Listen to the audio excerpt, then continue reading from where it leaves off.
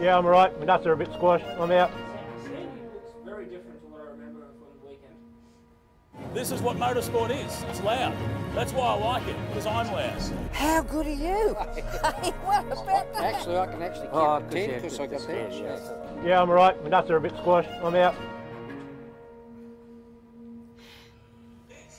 This is what motorsport is. It's loud. That's why I like it, because I'm loud. Alright. How good are Once you? Liz is out of the room, we can start. What about that? Actually, I can actually keep 10 because I got that. Yeah, I'm alright. My nuts are a bit squashed. I'm out. Is that good, Matt? He's good. He's done. He's good. This is what motorsport Stop is. us on the It's next loud. blend line. That's why I like it, because I'm loud. How good are you? What about that? Actually, I can actually keep 10 because I got that. Yeah, I'm alright. My nuts are a bit squashed. I'm out. This is what motorsport is. It's loud. That's why I like it, because I'm loud. How good are you? What about that? Actually, I can actually Do you want to switch to us on the blend line? Yeah, I'm alright. My nuts are a bit squashed. I'm out. You've got to take the infos off there. This is what motorsport is. It's loud. That's why I like it, because I'm loud. How good are you? What about that? Actually, I can actually keep 10 because I got that. Yeah, I'm alright. My nuts are a bit squashed. I'm out. I like your grin. Hello and welcome to Blendline TV Live, episode 4 here from our office in Sydney. Garry O'Brien joining me, Daniel Beckinsale again. Garry, a big weekend in motorsport around New South Wales at least, and down into Victoria with the AMRS. Indeed it was. We had quite a few events on. We had the AMRS at Winton, as you just mentioned. We had MRA, Motor Racing Australia Series at Sydney Motorsport Park. We had the first 2 rounds to the New South Wales Hill Climb Championship from Bathurst, Mount Panorama as well. So there was a bit going on, and we've got some other little bits and pieces we're going to touch on as well. That's it. We've been trying to catch up with the last couple of weeks of motor racing around the nation, and of course heading in this weekend to one of the biggest events on the Australian calendar, which also leaves us with very little on this weekend, I guess you could say, with state racing and the like taking a pretty big break. But in today's episode, we're going to kick things off with the AMRS, a great weekend down there. Then we're going to go and take a look. Gary and one of our cameramen, Ian, went for a wander around Sydney Motorsport Park with the MRA Sydney 300, a great event, Gary. First time this year. Yep. And then we'll take a look at some of the other events that were happening around the nation as well, with a few results and recaps going on for those ones. But first off, it was the AMRS. We were down there covering it for Blendline TV. You'll be able to see episodes coming up of Thundersport's RX8 Cup, combined sedans, and for Australian Formula 3. So 4 big episodes. Thundersports was probably one of the eye-opening categories, I guess, for us. We didn't expect a whole lot from it, and there it was. It was Yeah, brilliant. well, I love the idea, you know, having those 3 TT categories running together before. Just the performance difference was a bit too great, so to actually grab it by the scruff of the neck and move it out into Thundersport. So 20 cars at the first round, which is phenomenal, and some really good racing to go with it. That's it, and I tell you what, we were really treated to it down there. A great weekend of racing as well. We were lucky to avoid the weather. It rained Sunday afternoon just after we wrapped. I think you had rain up here in Sydney Saturday just before you got there, so we did well with this weekend, luckily for us. Yeah. So let's go and take a look though. First up, we've got the RX8 Cup with their opening round. A thrilling start to the season with plenty of cars on the grid thanks to Rick Shaw and the RX8 boys. We've got a few highlights coming your way from the weekend. Here we go. You can see these guys getting away, and at the front it was probably Stephen McLean who was the standout for the weekend. He took a couple of race victories and battled hard with Rick Shaw as well in a brand new car that they just finished building. Yeah, new paint scheme, new car, and as I say, you know, he won the round, so it was a benchmark weekend for him. And early on we had that battle between he and Rick Shaw. McLean has qualified fastest in the past, but he's never gone on and had a race win, so to actually get in front to start with, it was always going to be a good sign. And great battles going on behind them there for the minor positions, with Aaron Prosser involved in that little scrap that we're just looking at, number 91. This one would get pretty interesting in the next corner here. You can see Harris comes down the inside and the two of them make contact into the final corner. It rotates Prosser, but the interesting thing is as he comes back across, he collects Harris and peeled the door stint off Harris's car, and it got caught in Prosser's bumper and stayed there for a couple of laps until he returned to the pit lane. Yeah, well, I suppose that's retribution, isn't it? You hit me and I'll show you. Here's Terry Lewis having a bit of a wild ride down at turn 1. Managed to scoop it all up fairly quickly and get underway again, but put him out of that scrap for that position. Yeah, it was a bit of a tough race for Terry Lewis. He didn't get back out there though, of course, with the rest of the weekend. Then we had a car going off here into the gravel trap as well, so it got a bit wild for Lachlan O'Hara. They spent a lot of time getting that car together. Lachlan as well doing a few other things in motorsport this year, which we'll probably touch base on Glenline TV. And then battles throughout the field. Plenty of action coming your way on the RX8 Cup. March 25th at 8:30 PM on Channel 173 Foxtel is where you'll be able to see all of these battles. Here's Nick Dunkley having a big scrap going on with a couple of rivals, mainly Will Gauchi, who had a strong season last year as well, and backing up again, and not so good for car number 44 there. That was the Justin Barnes machine. Now, he only started late last season, and at least he's kicked on now and started having it. And how good's this having, well, not that big, great, not that bit, but certainly allowing the race to go on with a car off the track there. Lachlan Cook making hard contact with the wall, so not great to see. And a spin for 11 as well, Angelo Lazarus in the other Prep Motorsport sort of reveal. It sort of wasn't a great end to race 1 for the Prep Motorsport guys. They had a few dramas, and there you can see as well in the green and white, or green and silver, sorry, RX8, Maisie Place. She had a phenomenal run. One of her best runs so far in RX8 Cup, really getting some good times and mixing it with the rest of the field, which, you know, only a couple of rounds into her endeavour. She's got almost 3/4 of a season less than everyone else under her belt for this. So yeah, well, the initial season last year, the apprentice mechanic from the ACT stepped up, and she did a couple other races outside of RX8 Cup, and had a good result. And we see another one going off there down after turn 3, heading down to 4.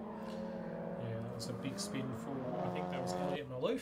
But at the front, it was Stephen McLean who was able to hold off the charge from Rick Shaw. Unfortunately for him in race 2, a penalty for jumping the start would see him relegated to 2nd place with a couple of seconds time added to his race. But we caught up with Stephen McLean between races to have a chat. Good. Stephen McLean, I'm the driver of car number 88, Mazda RX8 Cup. I've had a fair involvement in the what would you say, the conception or the inception of the series with Rick since it started a couple of years ago. The series itself is going from strength to strength. We've 22 cars on the grid here, which is our biggest grid so far to date. Looking to build it throughout the year, but it's getting better and better. Yeah. And can you tell us a little bit of how you've been going this weekend? Had a great weekend so far. Car's been quick straight out of the box. Brand new car that we built for this year. Made it a little bit lighter than the car was last year. I'm a big fella, so we need to sort of get as much weight out of the car as we can to be competitive, and we put it on pole yesterday. We won the first race, we won the second race, but they'd taken off me because I got a little indiscrepancy and jumped the start, so I got a 5-second penalty for that. So we started out at P2 today, and hopefully we can go on and finish in the top 2 or 3 for the round. Awesome, and can you tell us a little bit about these cars for the guys that maybe are looking at getting into it, what that's sort of involved? Fully controlled class, so Mazda RX8 Series 1, which is 03 to 09. Control components, so controlled wheels, controlled tyres, brake pads, exhaust system. There's a few freedoms, but it keeps the cars very, very close, and it keeps them very, very cheap to build. If you can buy a car, you probably pick up a car for 4 or 5 grand, a second-hand car, and for 15 to 18,000 roughly, you turn that into a race car. It's cheap motor racing, and they're a great thing to drive. Lots of fun. You need to be able to drive. They're very much a driver's car. Yeah, but lots and lots of fun. Cheap motorsport. Awesome. And can you tell us a bit about some of your sponsors that are helping you get here this weekend? Sign Right Signs are my biggest sponsor. Josh has been looking after me now for a couple of years. He obviously does all the sign work on the car. It's a pretty tidy looking thing, as you can see. Burston Auto Parts look after me to a fair extent. And Rick Shaw does all my motors for me. That's about it. The rest of it's self-funded. Good reward for a year of trying so hard last year to finally get a win. Well, he's crossed the line twice in first place, but as he said, had a 5-second penalty at his race time in race 2, so dropped into second. And this is the start of race 3, and you can see Rickshaw got a pretty bad start there. I think he dropped back a fair bit early in the going. And as we look back through the field, we can see more action going on. That's Crosser. A couple of others buying into that. Harris is trying to get on the inside, and that's... How many RX-8s can you fit into turn 3 at Winton? That's what they were going for. Well, we've just seen them all go So through there together, they made it work. The guys at the front, some great racing from a lot of them. You can just see as well, right up the front there, the 85 car. Ben Silvestro. Yeah, he's come on leaps and bounds to be right up there in the front in the early stages of the race. Son of Sam, we say that in the nicest possible way. That's Anyone's up on their American criminal history might know of the other Son of Sam. We won't go into that. I was going to say, we've got people laughing in the background here now. But it was interesting to see in this race as well, or in the afternoon race, final race of the weekend, Rickshaw actually got out of the car for his son Tom to be able to continue on his weekend. I think they had some dramas with Tom's car. Crosser had dramas as well, returned to the pit lane. Not what we expected for one of our championship protagonists. And there you can see Tom Shaw down the inside having a good battle. Maisie Place got in on this one as well, and Andrew O'Keefe in there. So 3 of the young guns going hard, which was good to see. But Rickshaw really all about developing this category this year. He wanted to really make sure that people saw that the potential of this one, and I guess with 20 odd cars turning up for the first round of season 2, when they started season 1 with 12, phenomenal effort and a great way to get involved in motorsport. Indeed, and out of that weekend, McLean obviously leads the points ahead of Harris, Ben Silvestro in third. Nick Dunkley was in fourth. He was in that number 12 car. We've seen a little bit of footage of. Rickshaw still finished in 5th position, despite his second, first, fourth, and DNS. And of course Terry Lewis in 6th position, Lachlan O'Hara in 7th. So good result there for their opening round for 2019. They're off to Morgan Park on the first weekend of April. Not so good for car 45 in that particular occasion. Having a bit one of the an sponsors. Unfortunate for him, Hunter Kitchen King has been on board since season 1, and it's great to see them continuing. You'll be able to see RX8 Cup highlights coming up on March 25th on Glenline TV, channel 173 at 8:30 p.m. Make sure to tune in. I'll tell you what, a phenomenal opening round for Stephen McLean. Great to see him take the victory. He's been trying so hard. He was celebrating in the pit lane at the end of the cars to the track. Unfortunately, we've already had a few expire. That had some issues with the electrical system. We had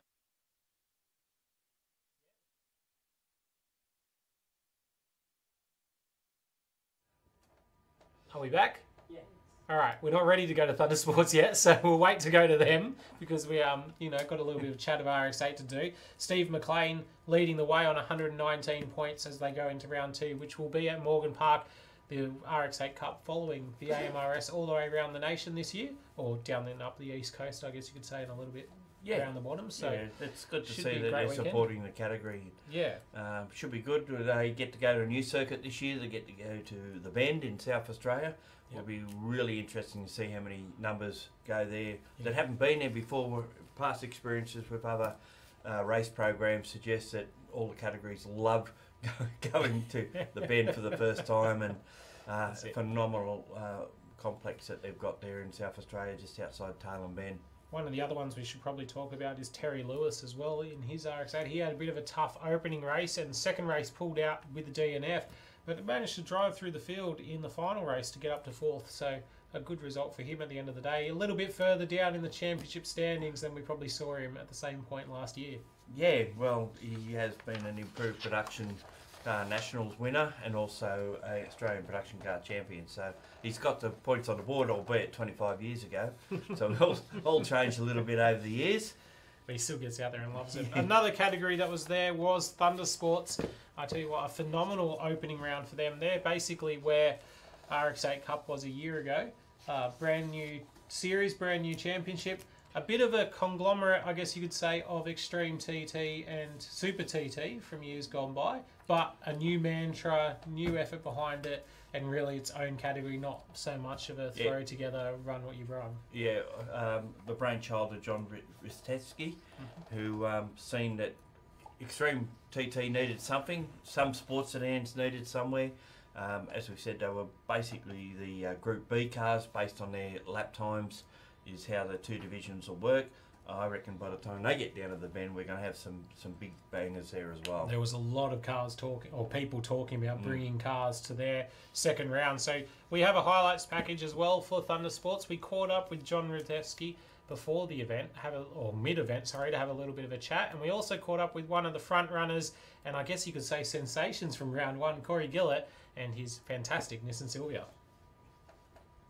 There's a lot of organisation that has to go on behind the scenes, pulling rules together and you know, talking to all the drivers. We did really well this weekend, got 20 cars to the track. Unfortunately, we've already had a few expire. We've got a WRX that had some issues with the electrical system. We had an issue with the V8 Silvia, and now unfortunately a Commodore's lost a wheel too. So it's great that there's so many people here though, and you know, the AMRS has been super supportive of us to try and get this thing up and running. And here we are for round one. Some sponsors that are actually supporting the category here, which is Grampians Edge Caravan Park and also Ambler Direct, who have been really great supporters of us right from the start, and everyone else as well, helping everyone, getting everyone to the track. So this RX-8 is a fairly stock car. Can you tell us a little about when you got it, what you've sort of been doing with it and what you've done to it to get it to this point? Yeah, absolutely. So I just bought it as a normal road car. It was actually my daily drive. And I, over time, started doing track days with it. And as you want to, you always want to go a little bit quicker. So went to tyres, and then I decided to put a new motor in it, which is a little bit more powerful. And started stripping out all the interior, trying to pull weight out of it. By that point, the car is pretty much a dedicated race car. And suspension, other mods as well. But you're right, it is pretty much a standard car. I haven't cut it up or anything. It still uses all standard control arms in the suspension. So it's just the really bolt-on bits and a few other little bits and pieces. Hey, I'm Corey Gillett, and this is my Reliance Mechanical S13. It's a 91 S13 with a LS1 5.7 Holden engine in it. T56 gearbox, R200 diff with a Tomei two-way, 1.5. 18-inch wheels with used Porsche Cup tyres on it. K-Sport brakes, HSD suspension. There's nothing really special about it, everything's off the shelf. Thank God for the drifters, really.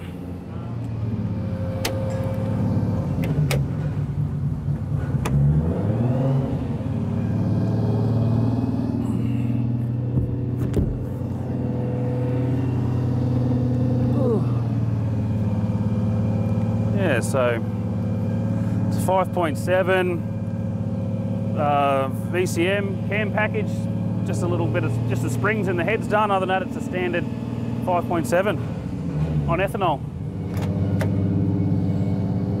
Right, it's nice and basic in here, just your essentials: water temp, oil pressure, probably the most important, fuel gauge, tacho, and easy to reach switches.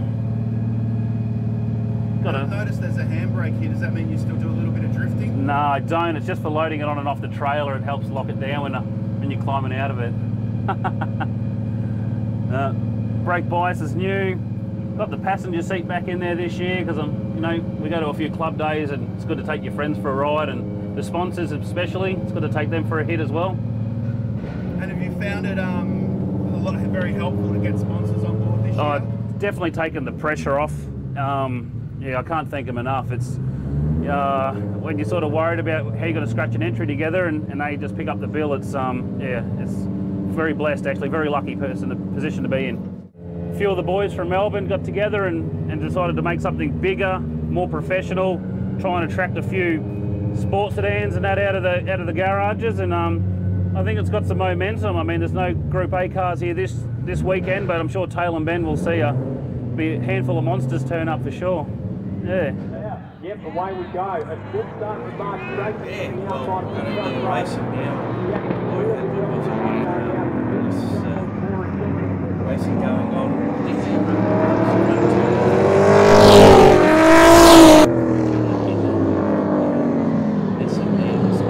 Sylvia that's running behind him, and both fellas powered cars, a 6-litre and BMW 5.7 in the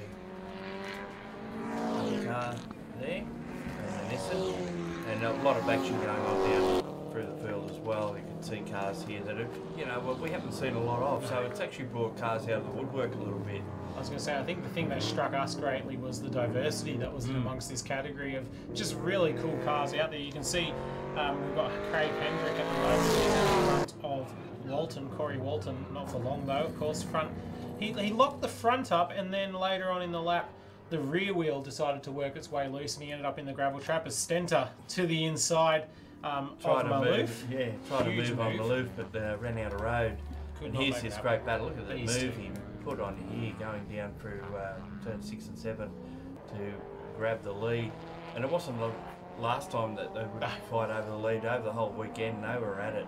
I was going to say, these two spent most of the weekend nose to tail and side by side. We go on board here with Mark Tracy in that incredible BMW. We've got some video up on the Blendline TV Facebook page if you want to check out this battle from the race one. We're going to try to chuck up some of the other battles they had as well, because they were just incredible to watch. And too much from Thundersports for our highlights package, which will be on TV next Monday, March 18th at 8:30. Just check this movie out as well. Down the inside at 1, throws it to the inside. That was commitment. He was going regardless of where the Nissan was going to be. It was whether Corey was going to turn in or not, and Corey Gillett giving plenty of racing room. What was cool to see as well was the fans right up against the fence for Thundersports. They really enjoyed being able to see these guys have such great battles and put on some incredible racing as they continue it here. Just have a listen as they come under our camera.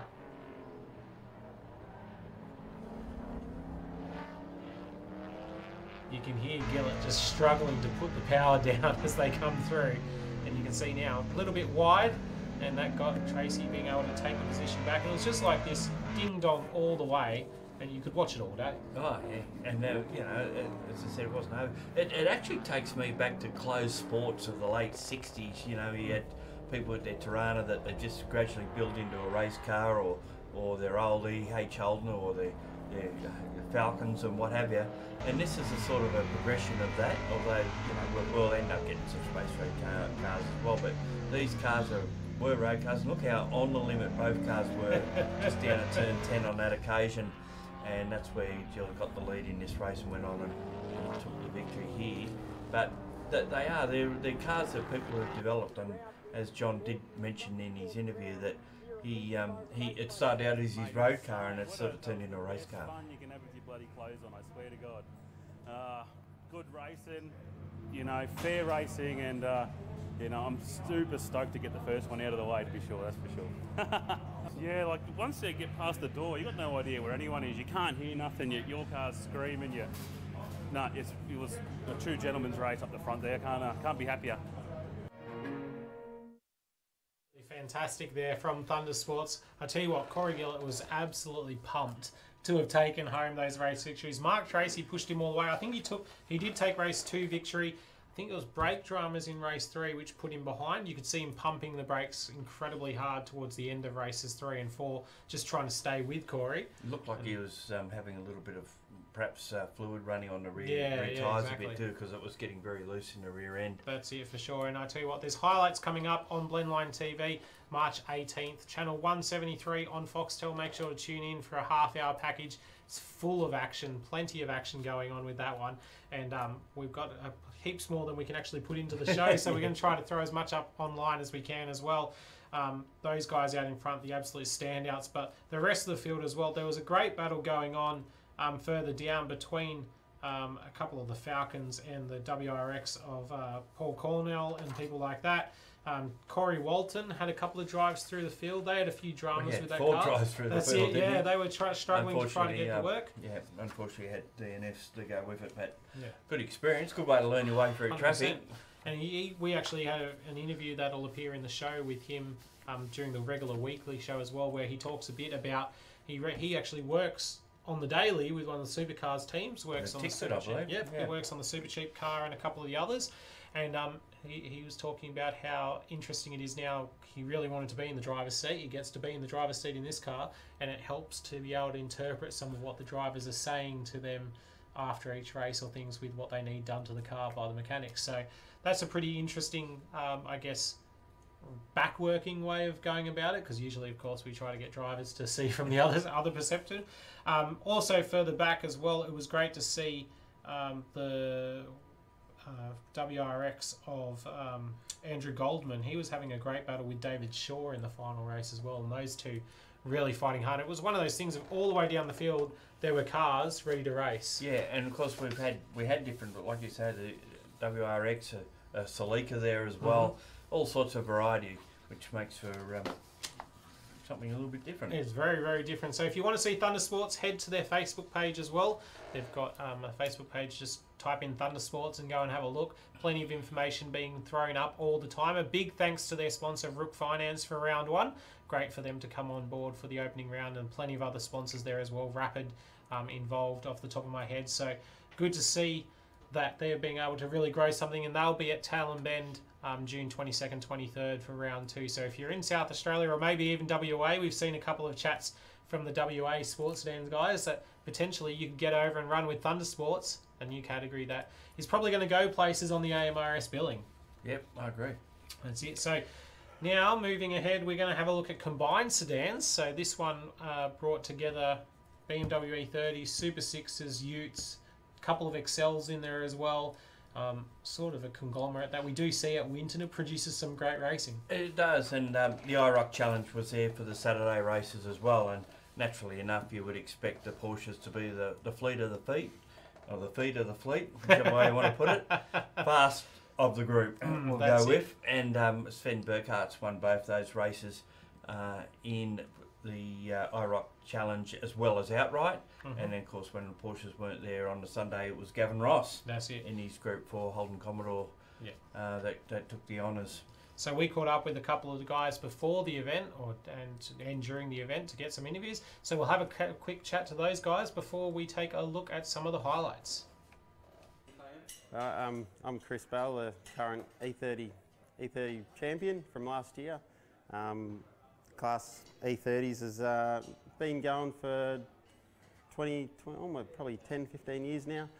My dad and a few others started it, and yeah, it's just grown from a couple of guys just doing club days to what it is today, and yeah, it's been really good.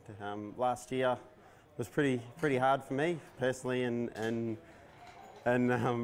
physically, but it was good to win the championship finally after so many years of trying and not being able to do a full season. My dad's won the championship, my brother's won 3 of them, so now to be able to do it myself was it was pretty cool last year.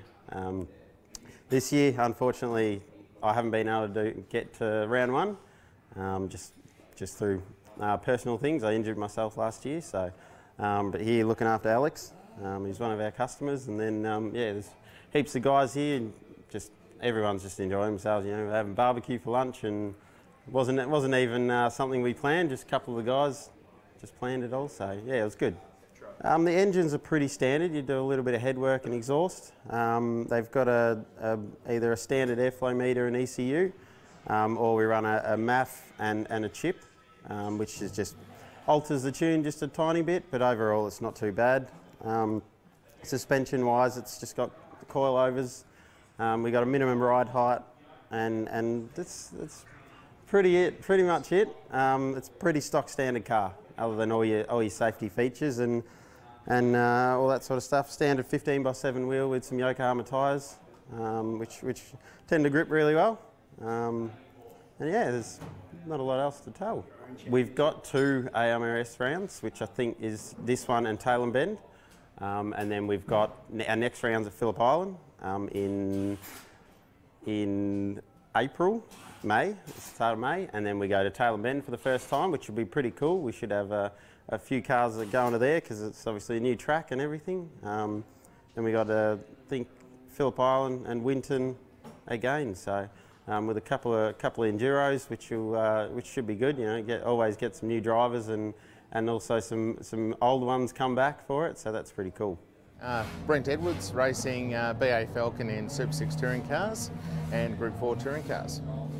Our weekend's been pretty good. Car's been fast. It's been pretty happy with how it's been going this weekend. Doing really good times. We'd like to see a few more cars out here in our class. We're a bit low on cars, but you know, we can only do what we can with what we've got. So hopefully we'll get a few more out of the next round when we're out at Tail and Bend in June. So a few more Group 4s and Super 6s out there to come out and have a bit of fun with us. So there's three main groups of cars that can run. There's Group 4 touring cars, which are a saloon type or Super 6 type car, but with a Chevrolet V8 in it, LS3, like the Gavin Ross's one that you'll see. We're also building an FG Falcon with one at the moment, which should come out at Tail and Bend. Also, you've got third generation saloon cars or Super 6 cars, which are VZ, VY, BABF Falcons with 6-cylinder engines and control parts. So we've got control suspension, limits on size of wheels, limits on intake and exhaust to keep it all even and fair, and weight, you know, keep the weights all the same so it's fair on everyone. And also saloon cars. So if you've got a current saloon car that fits under those rules, you're welcome to run with us as well, and we recognise that class also. Yeah, well, we start off with a BA Falcon. So what we're allowed to do at the motor with this, we've got a Barra 6-cylinder, normally aspirated. We've modified you modify the engine as such with FG gas bottom end, crank pistons. Also a bit more compression in it. There's a control cam that we use with the car also, and there's control intake and exhaust is free. So we use a Heltec engine management with it as well. So typically for a 6-cylinder normally aspirated Falcon, we're making about 290 kilowatts out of it. So about the same as what. Yeah, some of the talk of what these cars are, and of course we're looking here at the Sunday races with Gavin Ross, of course, with the V8 power under that Commodore gets a bit of a start on Brent Edwards in Falcon. Super 6 Falcon and that, then BMW's harassing the back of him at the same time. They'd be the cars, of course, of Alex Joy and Jeremy Payne, I would imagine.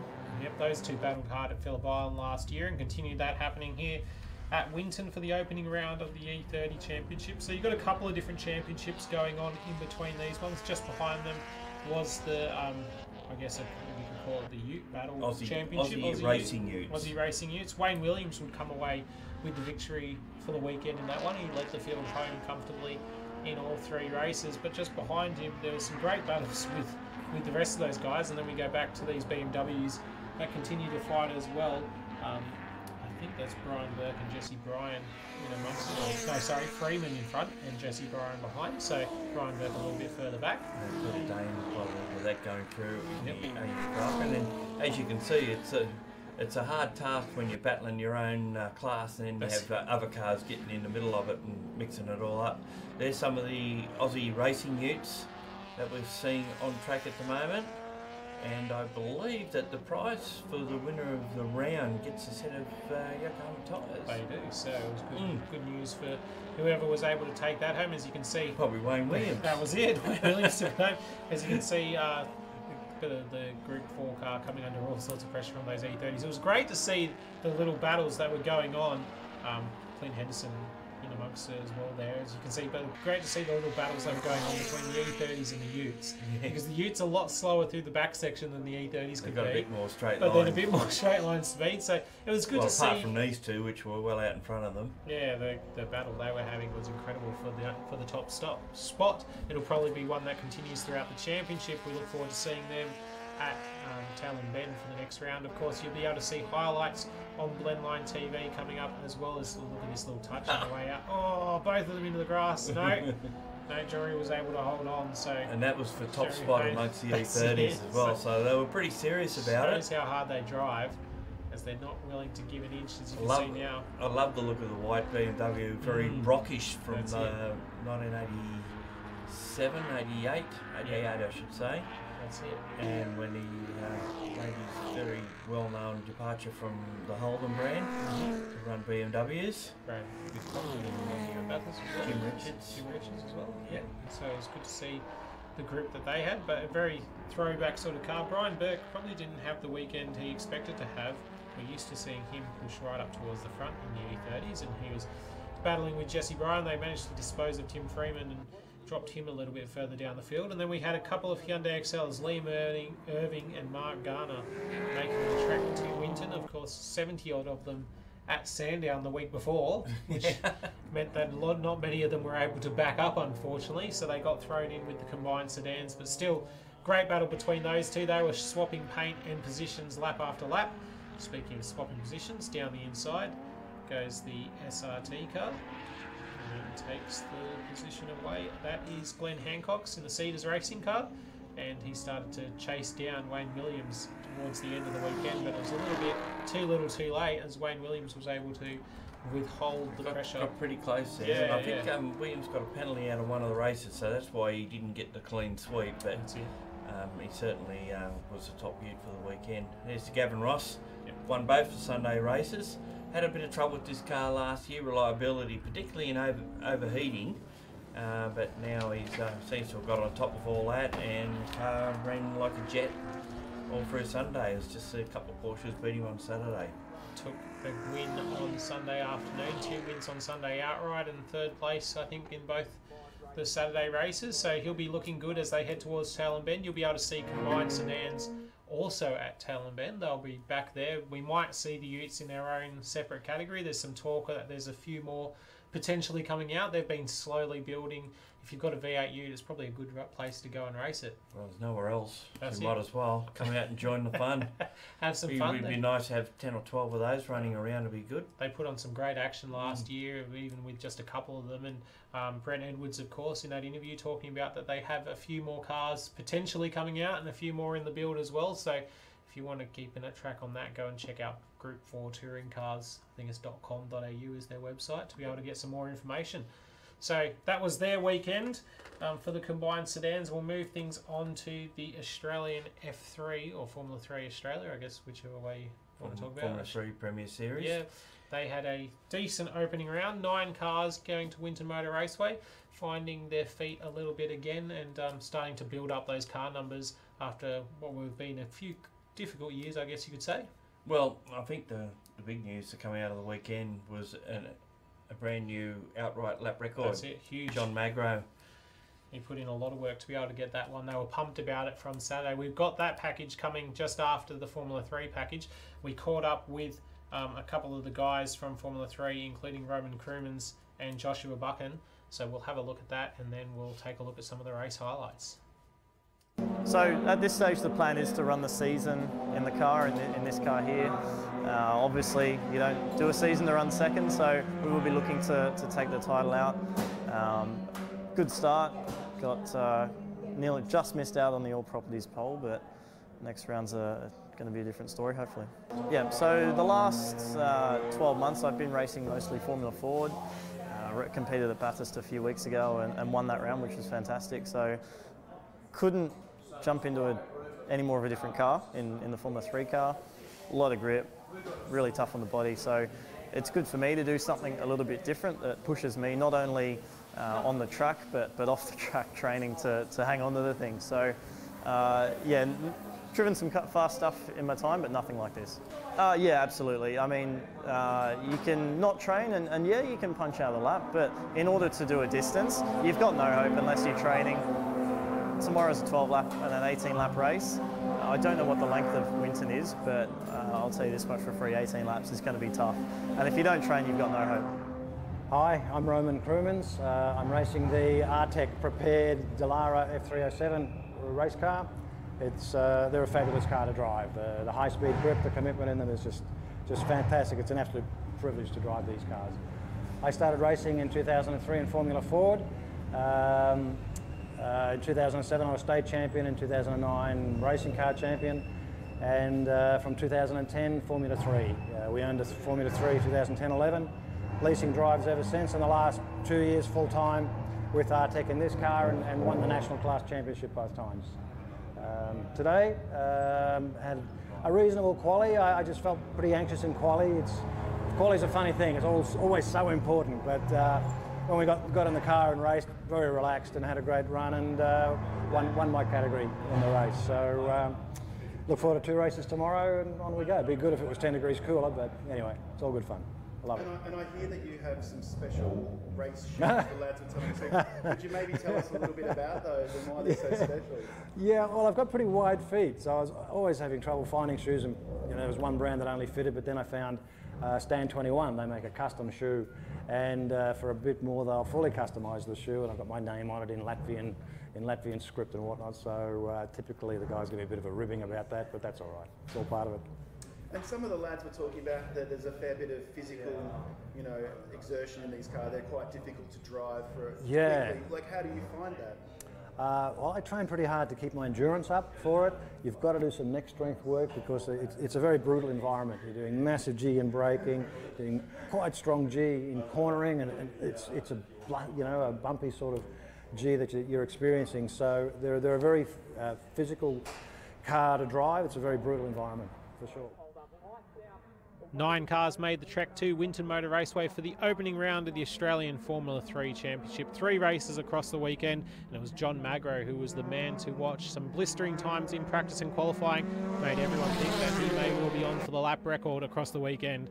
Earlier on though, it was the 2 McDonald's Toowoomba cars getting in front of him, Joshua Bacan and Richard Peasy, who were both getting good starts in all of the races. Magro had to get his head down to get himself back to the front of the field. Behind that, Roman Crumins, Shane Wilson, Jarrett Ruff, Aaron Astley, Andrew Roberts and Riley Brook all battling for position across the weekend, with Roman Crumins again leading home the Division B or national class runners. As out in front, it was John Magro battling his way back through the field. Races 2 and 3, he'd get a clean start in race 2, able to put his head down, a successive run of 5 laps, culminating in a new lap record for the circuit. The cooler temperatures of Sunday morning in race 2 aiding him a little bit despite the cycles through the tyres to be able to put down a 1 minute 14.3058, a new record for Formula 3 and outright here at Winton Motor Raceway. Great to see the Formula 3 Australia Championship getting off to a good start. John Magro taking all 3 race victories. The McDonald's guys splitting the second places between them after Joshua Bacan had a DNF in race 2. The series now heads to round 2 at Morgan Park with the Australian Motor Racing Series on April 5 to 7. Highlights here on Blendline TV.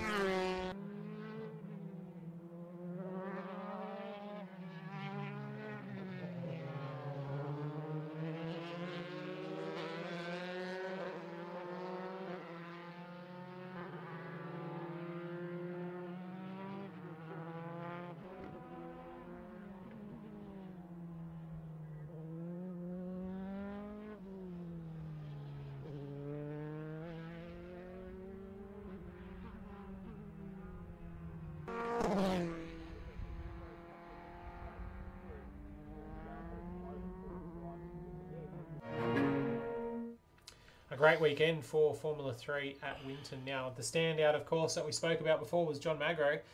He put some blistering times down in qualifying and practice. They thought that potentially he'd dip down way low, I guess 13s even. Yeah, well, he did a 13 in qualifying, which obviously doesn't count, but then you try to replicate that in race, and given that your tyres already had a heat cycle go through them, not only for qualifying but for race 1, and then it was in race 2 that this great lap record came. That's it. Race 2 Sunday morning, Magro just put in 5-6 hot laps, lap after lap after lap. A few of them, watching the footage, he gets a couple of slides on and you can see exactly where he loses the time, but it was lap 5 that he was able to absolutely nail and managed to put in a brand new F3 and outright lap record for Winton Motor Raceway. We captured it with the Blendline TV cameras trackside, so we'll play that for you in the raw. Just sit back and enjoy the sound, and John Magro pushing this car to the limit. And then we had a chat to John after the race to get his thoughts about what it was like to reset the lap time.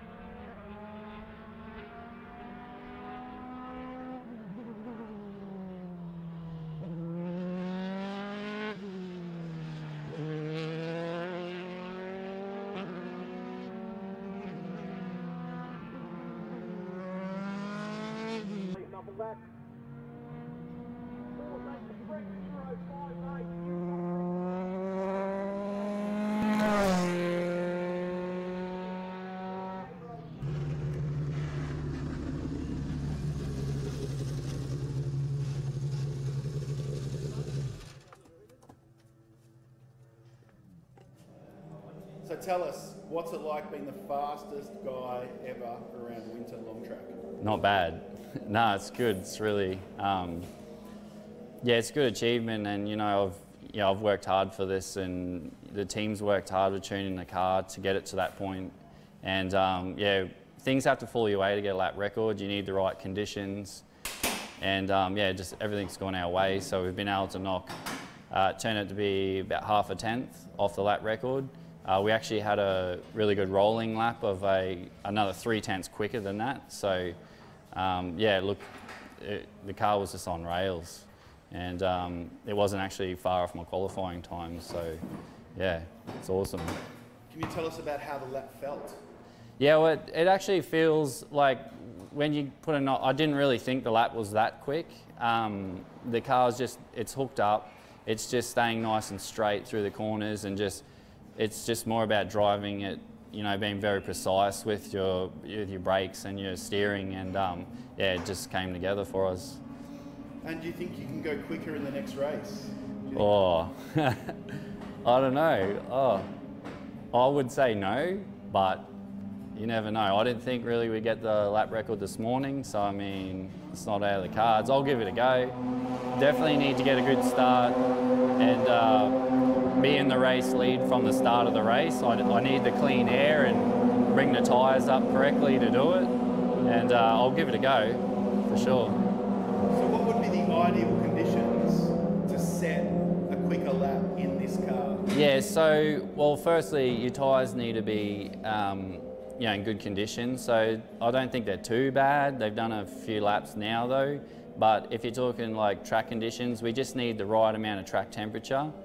So at the moment it's overcast, so that's probably going to give us a good track temp, and the air temperature needs to be cool so that it's a bit denser, because they're an aero car, so we can make more downforce with cooler air. So, if the air's coming up around the 30-degree mark, it's not ideal. We probably want to be around 20. Yeah, well, that was it. What a lap, what a reaction. Yeah. And it's been around through the last couple of years, and you always knew that he had the talent, and it's good to see he's been given the car to do it with. He was very, very calm when he got out of the car. He didn't want to be too over the top, focus on the next job. Ultimately, not able to go faster in race 4. It got a little bit too hot and too many cycles through the tyre. That's going to be the interesting thing as these guys, I guess, travel around with the AMRS as well in 2019. Tyre cycles with only one set of tyres able to be used for the weekend. That's for most categories. You have that situation in where you've only got limited tyres. So Saturday afternoon was probably a bit too warm. Sunday morning would have been a little bit better temperature-wise, and then to think that he could get it again later would have depended on how much the thermometer went up before he got out again, and obviously it did go up a bit. It got quite warm there on Sunday afternoon. Now, while we were at Winton Motor Raceway, Gary and Ian headed out to Sydney Motorsport Park for the Sydney 300. A big weekend of racing, Gary? Yeah, my first MRA meeting, and I must say, well put together meeting. Lots of action out there, and over 150 cars. What more could you want? So Gary got a few interviews and some highlights from the Sydney 300 itself, including the thrilling finish that ultimately changed the way the race went and turned the results on its head. So let's take a look now at Gary's wrap from Sydney Motorsport Park. We're here with Terry Denovan from Motor Racing Australia. This is the second event for the organisation this year, and what a big year they're going to have. Yeah, absolutely. I mean, this is our second round of our 10 rounds that we've got for this year. This is probably one of our biggest rounds for the year. We're here at Sydney Motorsport Park on the GP circuit. We've got the Series X3 here, the Australian Pulsar Racing Association. The supercars have got a 1 hour enduro. And we've also got the Veloci Alpha guys here. So it's been a great year so far. And the feature event, of course, is the inaugural Sydney 300. Yeah, the Sydney 300, it's obviously taken off the back of the likes of the Wakefield and Winton 300. Today we had 40 entries into the category, which for the first year, it's fantastic, and it's such a great thing to see. Such a relaxed atmosphere here this weekend. Everyone seems to be really enjoying themselves. Yeah, absolutely. That's the whole nature of MRA here. We try and make things easy, we try and make it fun, and we just try and make it so it's enjoyable. Everyone comes along, has a great time, and has great racing and goes home. And of course, this is an amalgamated event with Motor Racing Australia and the Festival of Sporting Cars. Yeah, look, the Festival of Sporting Cars, we're having issues with keeping numbers up. FOSC obviously got in contact with me. We had a few discussions about things, and then I've taken on the FOSC side of things. We've amalgamated some of the categories in with MRA, and and this is where we are today. Well done. And of course, the big event starts this afternoon. We're looking forward to that. Absolutely, yeah. Just about 2:30 this afternoon, we expect to send out about 38 cars out for the 77 lap race for 300 kilometres. So it should be fun. The second round of the Motor Racing Australia series was held at Sydney Motorsport Park on the Gardner Grand Prix circuit. Not only did it draw big fields for the inaugural Sydney 300, but XLs and Pulsars also had 30+ entries.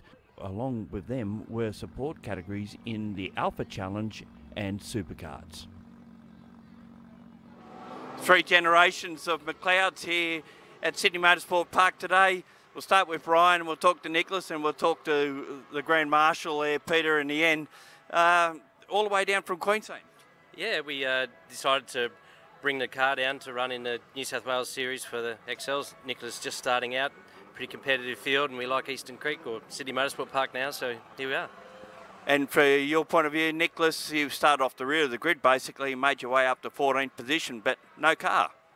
Yeah, had an unfortunate race yesterday in the rain and the poor start, but yeah, worked my way up the grid, and then on the last lap, last corner, I think the engine gave way, and yeah, I still finished the race though. I think I lost the position on the straight, but you know, you win some, you lose some, so yeah, just assess the damage when the car comes in. If we can send her out, we'll do so, but if not, just pack up and go home.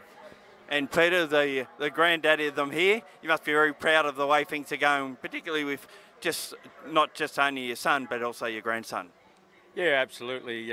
Nicholas is, starting on a long journey. Hopefully he enjoys it, and hopefully he keeps on rolling along with it. He's got a bit of experience behind him to point him in the right direction, and obviously Ryan's an absolute genius with building cars and putting them together, and he couldn't have anybody better hands-on than Ryan to help him. So he'll sort his own way through, but the XLs is a perfect level to start at, and great learning curve for anybody. It's the way to go.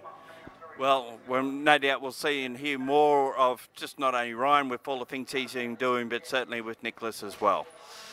Well, normally when we talk Skibberus, we're talking about Blake Skibberus, who runs around in Aussie racing cars, but there is a family behind him and also a family racing. I've got his father here, Brian, and daughter in Monique. Brian, this is normally you'll be out helping Blake out with an Aussie racing car, and now it's your turn to play. Yeah, we've been doing XLs for a couple of years now, and we put Monique in the car last year, and she went well, so had to buy a car for her. So, you know, that race out there, I went back 2 spots to come off in turn 1, and she jumped up, I think, 8, 9 spots. So, yeah, we're going all right. We haven't got a good car for the dry, but we've got a good car for rain. So, yesterday we made 11 spots. Today we come back a couple, but I come off, so it's not too bad. So, I guess from Monique's point of view, she just wants to knock off the old man. Yeah, I've been trying to for a while since I've been racing, but he always said to me that when I beat him, then that's the time to throw in the rag. So, but yeah, I was nearly there. I just didn't have that much horsepower to catch him, and I don't know. Let's see what we can do for the next one. I think I'm starting behind you, am I? So yeah. We qualified 0.7 apart, so yeah, we're pretty close. So I won't give up yet. And if you do beat him, is that lose his attitude from him? What, he can't come back and beat you again in the future? Oh, I guess he can, but he's got to throw the rag in and then get on the tools for me. Okay, we wish you all the best in the third and final race for you guys this afternoon. We look forward to seeing you in the future. Yeah, thanks very much. It took a South Australian visitor in Michael Clementi to show the locals and Victorians just how to race in XLs. The Nationals winner from 2018, as well as the South Australian champion Michael Clementi, just proved to be a little bit too strong for his opposition, winning 3 of the 4 races. But it wasn't all plain sailing. As you can see, many a car was caught up in incidents caused by oil on the track.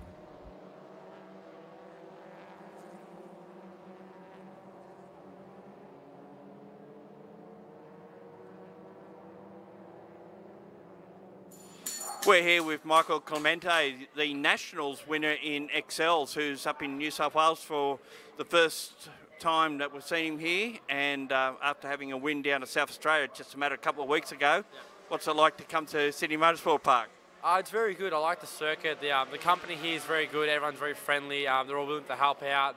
It's an awesome track. I love Sydney. I'm really enjoying it, so we'll definitely be coming back for the next round for sure. And is this part of your Grand National tour of trying to win every state championship or something along those lines? Sort of. We're just sort of picking and choosing the races for this year. We want to move around a little bit and see what the competition's around Australia-wide. So we're doing a few rounds here. Maybe we'll do a few rounds in SA and Vic and maybe Queensland, we're hoping. So we'll just see how it all goes. Obviously, the priority would be the Nationals, which is at the Bend this year in South Australia, your home state, and also to go back-to-back in the state championship. Yeah, for sure. We've got a main focus on the Nationals in November at the Bend, so we're looking forward to that. We've got a lot of prepping work to do. We're all hard working for it. It's going to be a big race, and of course we're doing the SA series, so it'll be a good practice leading up to it. So we should be good, and hopefully we can get the win. The quality of opposition here compared to what you've been racing with? Very, very tough. Over here, there's a lot of fast cars. This weekend, there's a few from interstate, from Queensland, Vic, and obviously New South Wales. So the competition's close. There's a lot of fast cars. We're all roughly doing the same time, same pace. So it's a matter of track position and how lucky you get to be on the last lap to where you are. Well, we wish you all the best. Thanks very much for talking to us. Oh, no worries. Thank you very much for having me. Cheers. One of the fastest men you'll ever see around Sydney Motorsport Park is Matt Longhurst, but probably not in the category that we see him here this weekend, normally running a time attack car, but this time getting into something a little bit more serious where you actually got to race against cars. Yeah, apparently. Normally come here every year for World Time Attack with my GDR that we bring over, which we normally race in the open class. Obviously, yeah, I love that, but been looking to get into a different type of racing and a few more laps than just one, and so I got in contact with Benny and the boys, and yeah, opportunity came up to drive today, which has been awesome. Okay, coming over to Benny. This particular vehicle, a very quick build, and we know from past experience just how quick you guys are, particularly with the other car as well. Yeah, it was a 5-week turnaround for this car. It was a bare chassis. We had a roll cage already done. We want to put a competitive package for this sort of format, and yeah, we put pen to paper and then made it happen. So it is all Honda underneath as well as on top? Yeah, that's right. It's a Honda chassis, and it's got a late model Honda engine in it with a supercharged feeding the engine. So it's a bit of a weapon. All right, well, we wish you all the best, and let's see how it all goes this afternoon. Great, thank you. Cheers. Cheers, mate. Thanks. Well, we normally see Phil Armour at a meeting where there may be Toyota 86s gathering data, or from a Super 3 or a Super 2 race teams, even production cars. But this time you're out here doing the inaugural Sydney 300. Yeah, well, Dave asked me if I wanted to come and do a race, and it's been quite a while since I've done one. So the last time I drove this circuit was 2003 in this configuration. So it's been 15 years. So Dave gave me a handful of laps on Friday. You know, we've got the data, as I do for a living, and the video to go through, and Dave sort of brought me up to speed. And now this is a very interesting car, Mazda RX-8 with an LS1 engine in it. Dave Loftus, tell us a bit about it. Yeah, we bought the car from the auctions just because the RX-8 is a really good chassis, and we had a LS1 laying around, so we thought it would be a good combination. So we stuck it together. It's been together for about 4 years now, and it's been a really good toy. And the LS motor, there's a story behind that as well. Yeah, we used to, in rally school, we used to run a ute, a V8 ute, and after it got rolled for like the 3rd time, we thought it's a bit too fast for the punters.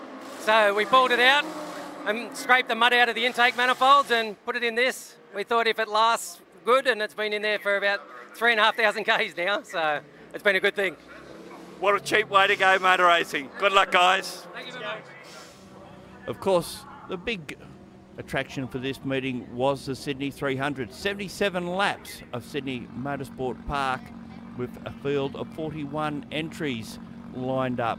The favourite for the event was Benny Tran and Matt Longhurst, who we normally see racing in time attack in their Honda Integra, leading the way after being fastest in qualifying. After a rolling start, of course, the action was centred around 5 classes, all based on lap times, and the Class A cars had to do 2 mandatory 5-minute stops. The B division cars are doing 1.5, basically, 1 5-minute, 1 2.5-minute stop, and the remaining divisions were doing just a 1 5-minute stop. Then, of course, there was the unscheduled stops where some had dramas. Out on track, though, the racing continued, and many a passing move going on between cars in the same division and, of course, in other divisions. At this stage of the game, the car that was the one to beat was the Kapanovic Cruiser BMW. It was the last one to make its pit stop. But when we had a safety car, the first of 2 right near the end of the race, and it certainly turned this race on its head, with Ed Kramer and Stephen Thompson going ahead with just a couple of laps left to go, and breathing down his neck, or getting closer to him towards the end, was the Todd Herring Andy Harris Mazda MX-5 and Loftus and Armour in their LS-powered Mazda RX-8. With the final safety car leaving the track, we had this situation where Kramer and Thompson were barely in front and being hosed down by the opposition, but it looked like they had enough to get them to the flag until the very last corner on the final lap, when the gearbox exploded in the Evo 9 and allowed Herring and Harris to just get to the line ahead of Loftus and Armour. Although after the race there was a penalty applied to the first across the line. Fortunately, this appeal was upheld, and the Herring Harris Mazda was declared the winner. Well, we've just witnessed an absolutely marvellous inaugural Sydney Motorsport, or Sydney 300, and up until the very last corner of the very last lap, you two guys, Ed Kramer and Steve Thompson, had this one. What happened? Well, that'll be for the mechanic to determine, but I changed down to 3rd for the last corner, and it just went bang, and that was it. I ended up with a gearbox full of nothing. So very disappointing, but the car went so well all day. Steve did a great stint in the middle, and the racing gods looked after us. We had a pit stop at the fell in our lap at the right time for the last stop, and that went smooth. It put us out in front, and it's just motor racing. It's the way it goes. Yeah. Yeah, and Steve, now you were probably more nervous sitting in the pits watching these last couple of laps unfold. We had a couple of safety cars. The second last safety car put you in front. Then all of a sudden there was another safety car, and you knew those pursuers were catching. Did you think you had enough to get over the line? Oh yeah, we did. The thing we were getting spooked about was what we do when the safety car restart happened. So that we got that right, and I was absolutely egging him on. But and he's saying him on the radio, "We've never been in this position before. What do I do?" Just keep going. But so our pace was good, but yeah, such a shame. Gut wrenching, really. Oh yeah, very much. Anyway. Yep. Well, there's always next year, and there's always another 300. Oh yeah, we'll be back. We had a great fun. I mean, the event was so well organised. Yeah, so we'll do it again. We got something to come back for. Well done. Thank you.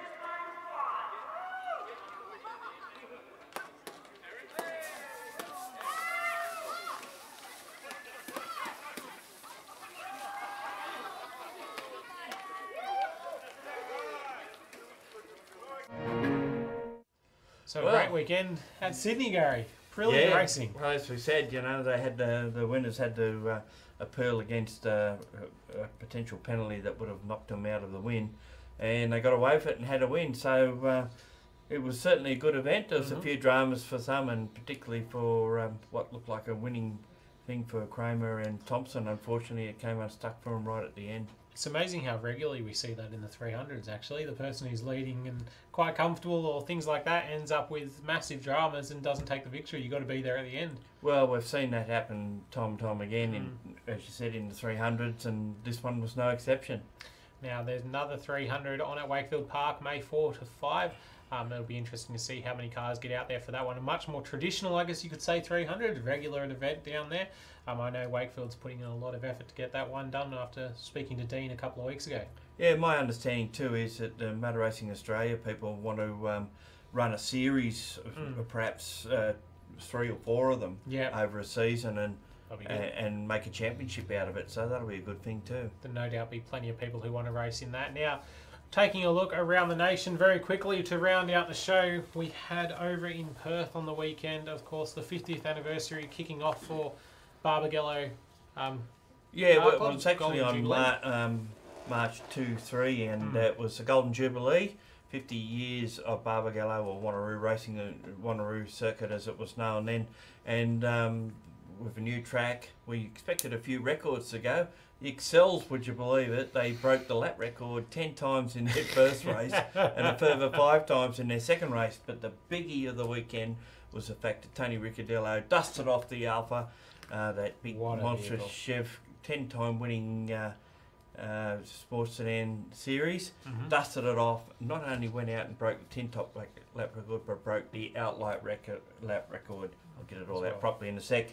So he set a new benchmark of 53.168, and it just knocked off the previous lap record. It was held, I think, by John Bower in the Lucky Nuts Rolt, going back to 1984. And if you look on Wikipedia or somewhere like that, it will say that there is a record was set by a car a few years ago, a Lola 3000, but it was done in a hill climb event, not on a circuit racing event. So Tony Ricciardello now owns the new lap record at Barbagallo Raceway. If you don't know what the car looks like, we've got a couple of photos to play on screen while we're talking about the lap records. So you can see there Ricciardello's car, and I'll tell you what, pretty much unchanged since that massive fire tore through it a couple of seasons back. I think it got a rebuild out of that one. Yeah. There's some good footage of it there on the grid on the weekend leading into taking that new outright lap record. Had a bit of a rebuild over the off season because they had some dramas towards the end of last year in chasing the 11th title, which unfortunately they didn't get from their point of view. But all ready to come over to Sydney in a matter of a couple of weeks' time to race at Sydney Motorsport Park on the first weekend of April for the opening round of the National Sports Sedan Series, brought to you this year with new backers. That's correct. That's as far as I can go with that one, Gary. I had not read that yet, so you've given me some new information there in that one.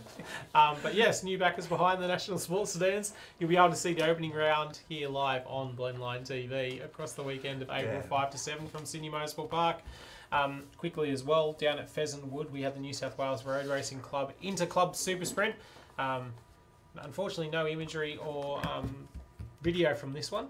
We weren't down there and couldn't find any photos to run, but you can have a look at the Pheasant Wood circuit. We do have a couple of pictures of that after a massive redevelopment last year, and it's been pleasantly, I guess, hosting events now. And Matt Cole from the Road and Track Day Club in the Mazda RX-7 able to take home the weekend with a 54.82 fastest lap. Pretty good result for them around that circuit. You can see pretty tight and twisty, but a few short straights in amongst it as well. Yeah, I went down there for the original opening of the track when it was called Marulan, because it is at Marulan. And yeah, certainly done some work on it since. A couple other little things we should touch on. Bathurst held the first 2 rounds of the New South Wales Hill Climb Championship the other week. Malcolm Osler won both events. The first one held on the climb up through the S's from the King Kong Conrad Straight to Skyline, and the second day from Creston Mountain straight up to McPhillamy Park. In the first round he beat Dean Ty and Dean Amos, and then in the second round it was Amos second and Ty third. Also the Ty Cams, which is actually Dean's company, runs the or sponsors the Queensland Hill Climb Series, and they had their first round on the same weekend. Warwick Henderson won that ahead of Ed McCain, and they're both running new cars, and neither of them have had these cars in the sub 40-second bracket, and they managed to do it on the weekend. They'd previously, in their previous cars, had done it. This is the first time they've done it in new cars, so fair bit of hill climb action going on around the place as well. Yeah, plenty of hill climbs going on. Not much happening in state motorsport or the like this weekend, as we have the Australian Grand Prix down in Melbourne. I believe you're getting on a flight very early to head down to that one, Gary. But we will be taking a look at, we've got the Mini Dollar rally coming up soon on Blendline TV. Proud to announce that we've got social media content coming from them all weekend of their event at the end of the month, and we'll be doing a launch this weekend, I believe. So plenty of content coming from that one. We'll try to get some information as well from out at Lithgow. The Combined Districts Kart Club will be having the second round of their season, and there's also a couple of other carnacrosses and things going on around the state, I guess you could say. So once we find out some information on that, that's what we'll have on next week's show. But until then, Gary, thanks for joining us again. My pleasure. Hope you all enjoyed the show. I'm Danny Beckinsale. Thanks for joining us. Bye for now. This is what motorsport is. It's loud. That's why I like it, because I'm loud. How good are you? What about that? Actually, I can count to 10 because I got there. Yeah, I'm alright. My nuts are a bit squashed. I'm out.